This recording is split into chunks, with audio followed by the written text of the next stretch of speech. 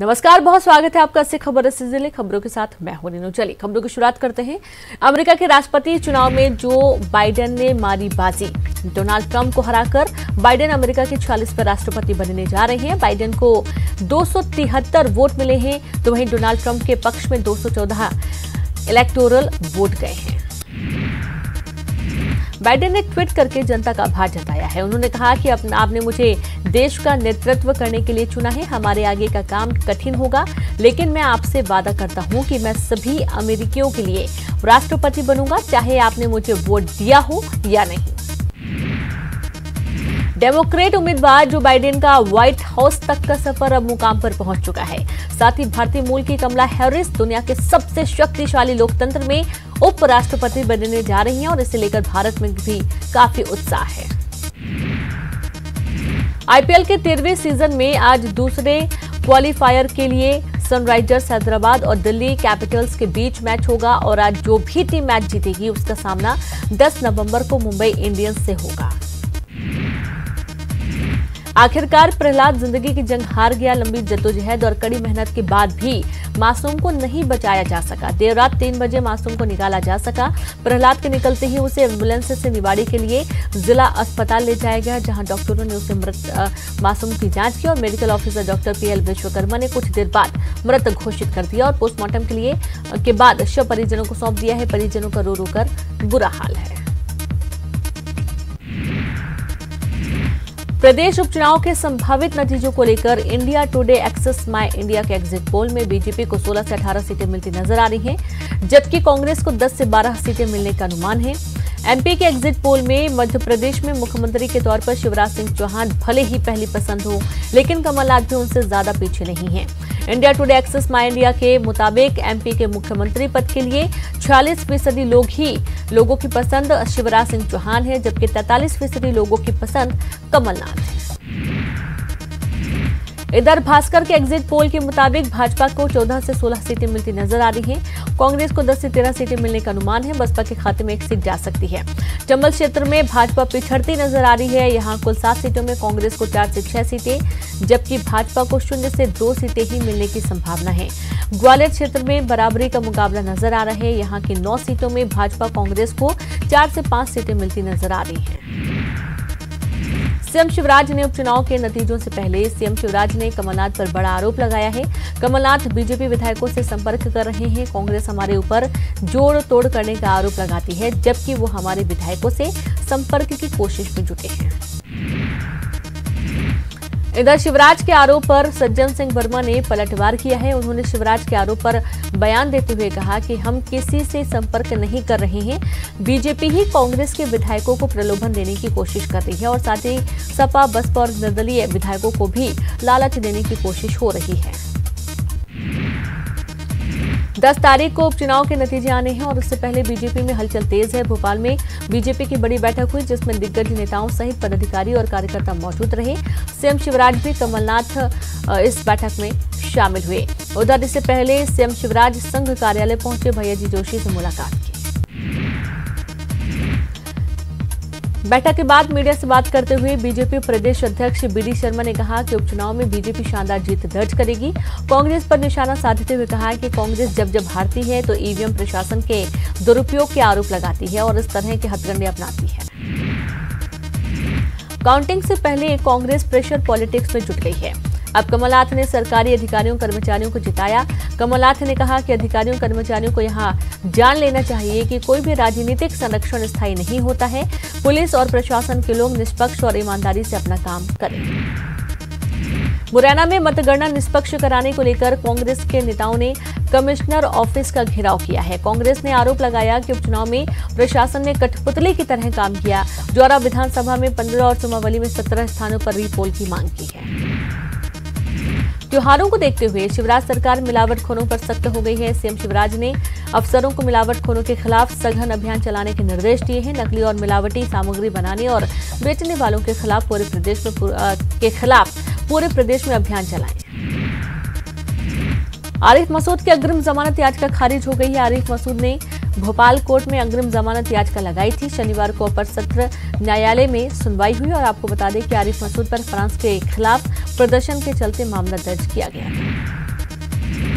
Jabalpur police ने कांग्रेस नेता के घर हाई प्रोफाइल जुआ फड़ पर छापेमारी कर 60 से ज्यादा लोगों को गिरफ्तार कर लिया। अवैध हथियारों का जखीरा भी बरामद हुआ है। आरोपी नेता का नाम गज्जू सोनकर बताया जा रहा है। सागर के खुरई में फोन से 3 तलाक देने का मामला सामने आया है।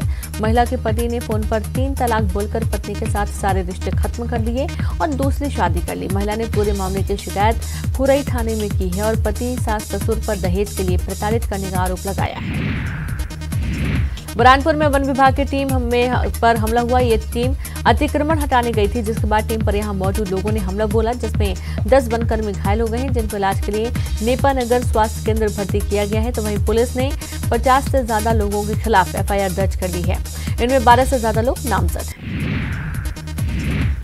भोपाल में आबकारी विभाग की टीम पर हमला हुआ। अवैध शराब पर कार्रवाई करने के लिए टीम गई थी और गाड़ियों में तोड़फोड़ की गई। जबलपुर पुलिस ने KYC दस्तावेज से लेकर फर्जी सिम को एक्टिवेट करने के गिरोह का पर्दाफाश किया है। साइबर सेल ने 3 आरोपियों को कब्जे में ले लिया है। इन सभी आरोपियों ने करीब 7000 सिम फर्जी तरीके से एक्टिवेट कर फर्जीवाड़े में लिप्त रहने वाले लोगों को बेची है। बांधवगढ़ में पिछले महीने 4 बाघों की मौत का मामला अभी शांत भी नहीं हुआ था कि पार्क से लगे पाली रेंज के जंगल में एक बार फिर तेंदुए की संदिग्ध मौत की खबर से वन महकमे में हड़कंप मच गया। ग्रामीणों की सूचना के बाद वन विभाग की टीम मौके पर पहुंची और औपचारिक कार्रवाई के बाद शव का अंतिम संस्कार कर दिया गया। न्यूज 18 की पहल एक नई मुस्कान को लेकर बड़वानी जिले की ग्राम पंचायत कसरावद में कार्यक्रम का आयोजन किया गया, जिसमें ग्रामीणों को ग्राम पंचायत के भवन में इस योजना की जानकारी दी गई। राज्यसभा सांसद डॉक्टर सुमेर सोलंकी भी इस कार्यक्रम में पहुंचे और न्यूज 18 की पहल की तारीफ की। वोकल फॉर लोकल को बढ़ावा देने के लिए खंडवा कलेक्टर ने महिला स्व सहायता समूह को लेकर इस दिवाली को खास बनाने के लिए एक विशेष पहल की है। दरअसल कलेक्टर ने आजीविका मिशन से जुड़े स्व सहायता समूहों की महिलाओं को दीपावली पर विशेष गिफ्ट पैक और पूजन सामग्री तैयार करने के निर्देश दिए थे। बालाघाट की हसीन वादियों में इन दिनों विद्या बालन फिल्म की शूटिंग कर रही हैं और यहाँ की आबो हवा और खूबसूरती ने इनका दिल जीत लिया, इसलिए इस नजारे को वो अपने कैमरे में कैद करती नजर आई। विद्या बालन अपनी कार में बैठकर मोबाइल से बालाघाट की खूबसूरती का वीडियो शूट कर रही थी कि तभी अचानक कोई उन्हें अपने कैमरे से कैप्चर करने लगा, जिसके बाद विद्या बालन ने कुछ इस अंदाज में अपना रिएक्शन दिया जो कैमरे में कैद हुआ।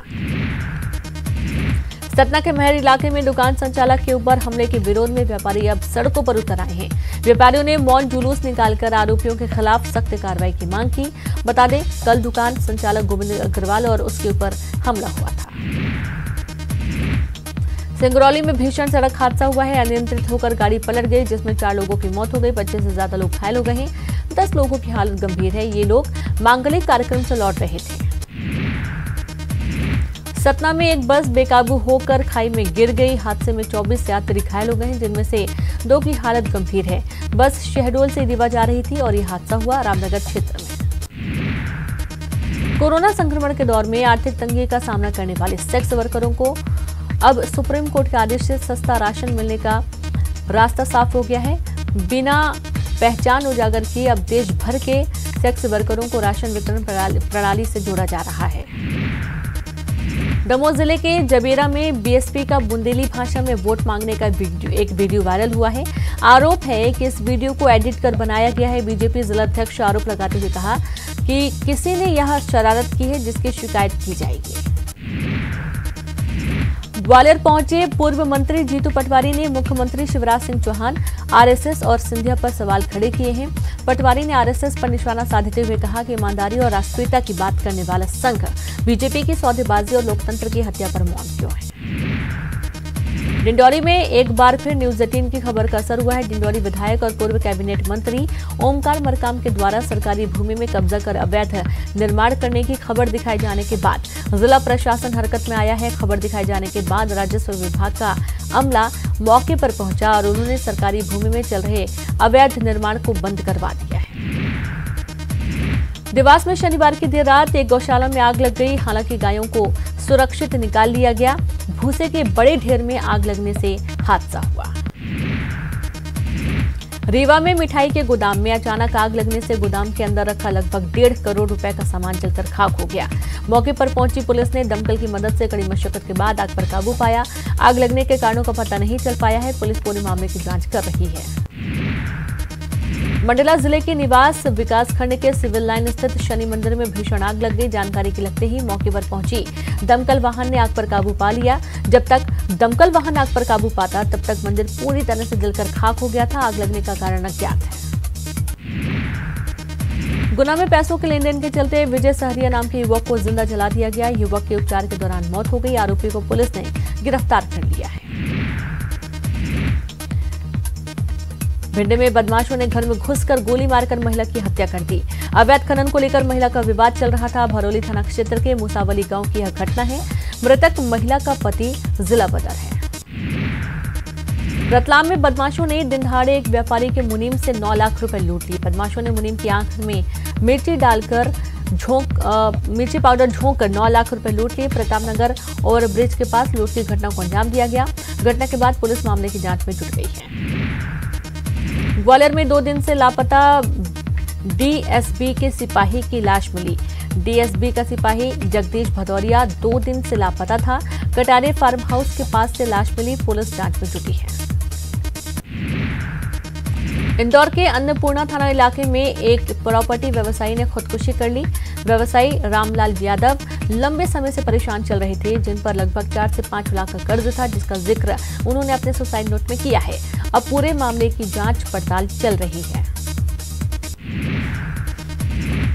धार जिले के कुक्षी क्षेत्र के एसडीएम और उनकी पत्नी से परेशान होकर एक किराना व्यापारी घर से लापता हो गया।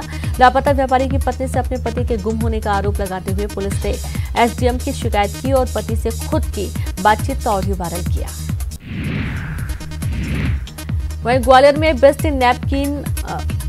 वेस्ट नमकीन पर खाद्य विभाग ने छापा मारा है। फालका बाजार स्थित मेन ब्रांच में की छापामार कार्रवाई। टीम ने जांच के लिए मिठाई और नमकीन के सैंपल जब्त किए हैं। डिंडौरी में तेज रफ्तार कार अनियंत्रित होकर पेड़ से टकरा गई। कार में सवार 5 लोगों 12वीं कड़ी का प्रसारण। आज बालक बालिकाओं की पढ़ाई, खेलकूद और भविष्य विषय पर केंद्रित होगा प्रसारण। छत्तीसगढ़ प्रदेश कांग्रेस अध्यक्ष मोहन मरकाम की प्रेस वार्ता आज। नोटबंदी की 4वीं वर्षगांठ को मोदी सरकार के विश्वासघात दिवस के रूप में मनाएगी कांग्रेस। 8 नवंबर को हुई थी नोटबंदी। बीजेपी के 3 दिवसीय प्रदेश स्तरीय कार्यकर्ता प्रशिक्षण अभियान का तीसरा और अंतिम दिन आज। संगठन के तमाम बड़े नेता एक बार फिर देंगे गुरु मंत्र। मिशन 2023 की तैयारियों में जुटी है बीजेपी। मध्य प्रदेश छत्तीसगढ़ में शुक्रवार से शुरू हुई आयकर विभाग के छापे की कार्रवाई जारी। 1 करोड़ 80 लाख नकद और 1.5 करोड़ की ज्वेलरी बरामद। करोड़ों रुपए की बेनामी प्रॉपर्टी के दस्तावेज भी लगे हाथ। कोंडा गांव में डैम में डूबे 3 बच्चे, 1 बच्चे की मौत, 2 की तलाश जारी। खड़ाघाट डैम में जन्मदिन मनाने गए थे बच्चे। सिटी कोतवाली थाना क्षेत्र का मामला। दुर्ग के ग्राम सिलोद कार्यक्रम में शामिल हुए सीएम भूपेश बघेल। पाटन क्षेत्र में 8 करोड़ की लागत से बनने वाले स्टेडियम की घोषणा। 4 अंग्रेजी माध्यम स्कूल और 25 जिम की सौगात भी दी।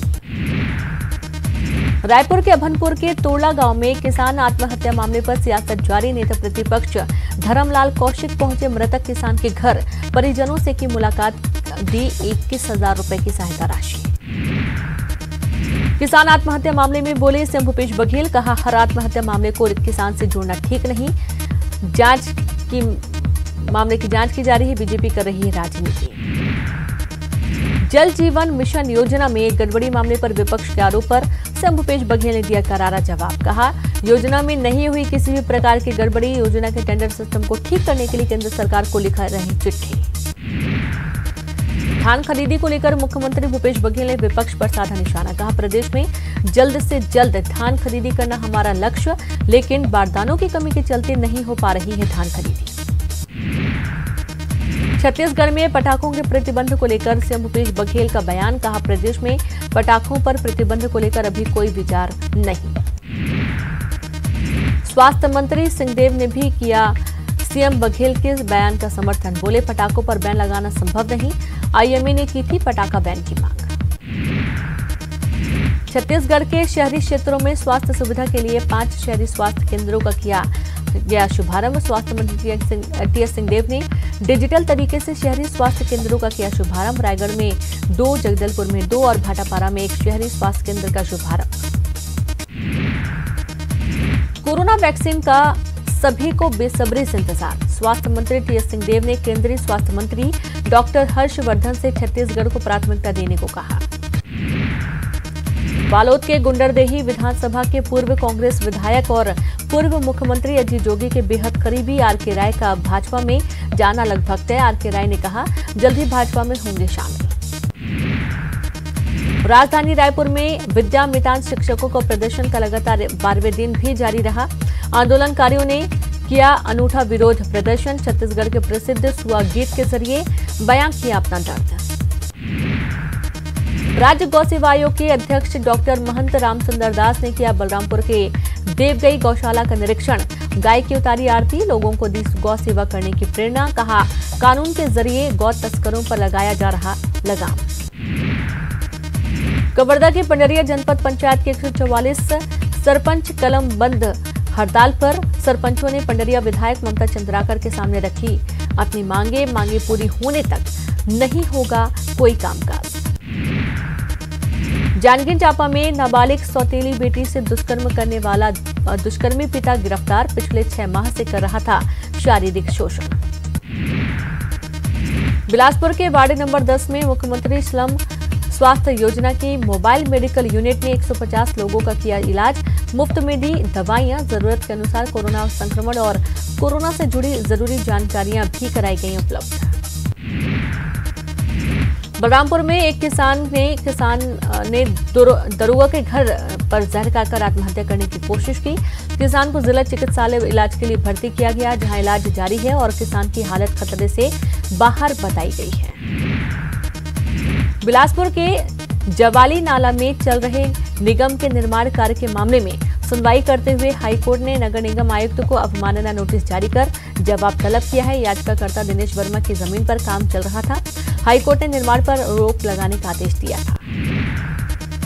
बस्तर के धर्मांतरित 16 परिवारों पर हमला कर घर छोड़ने पर मजबूर करने के मामले में दायर याचिकाओं पर हाईकोर्ट ने एसपी कोंडागांव, राज्य सरकार और अन्य प्रतिवादियों को नोटिस जारी कर जवाब तलब किया है। साथ ही हाईकोर्ट ने सभी धर्मांतरितों के सुरक्षित घर वापसी के निर्देश दिए हैं।